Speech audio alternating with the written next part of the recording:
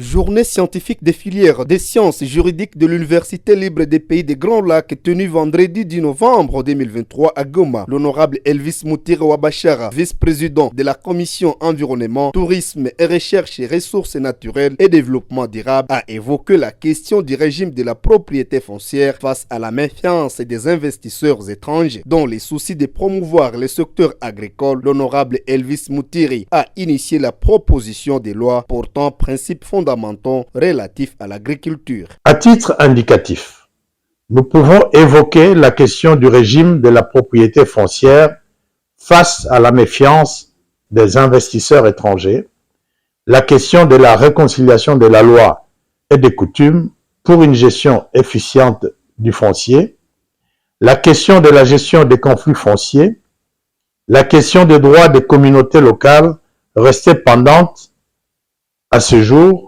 et la question de l'aliénation de la loi foncière au contexte social et culturel de notre pays. C'est ainsi que dans les mêmes veines de la réforme de la loi foncière et dans le souci de promouvoir le secteur agricole, j'ai initié la proposition de loi modifiant et complétant la loi numéro 11/022 du 24 décembre 2011 portant principes fondamentaux relatifs à l'agriculture. Difficile en effet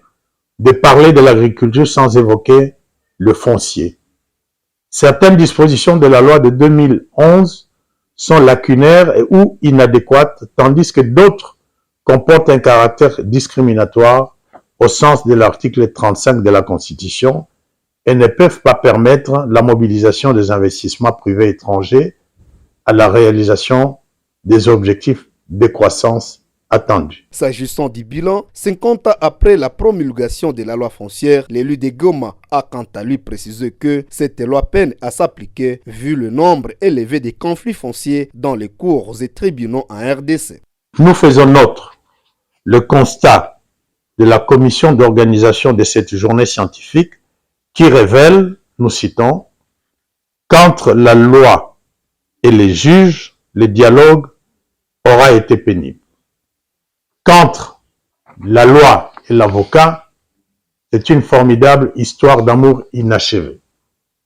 Qu'entre la loi et les doctrinaires, c'est un affront sincère et continuel. Et qu'entre la loi et l'éternel quiproquo. Mesdames et messieurs, vous conviendrez avec nous que le nombre croissant des conflits fonciers dans nos cours et tribunaux, les conflits permanents entre l'État et les communautés locales quant à la gestion des terres des dites communautés, les problèmes récurrents d'occupation des terres, la dualité du régime juridique des terres rurales qui sont régies à la fois par les droits écrits et coutumiers, et j'en passe, sont là les preuves par excellence que la loi dite foncière en vigueur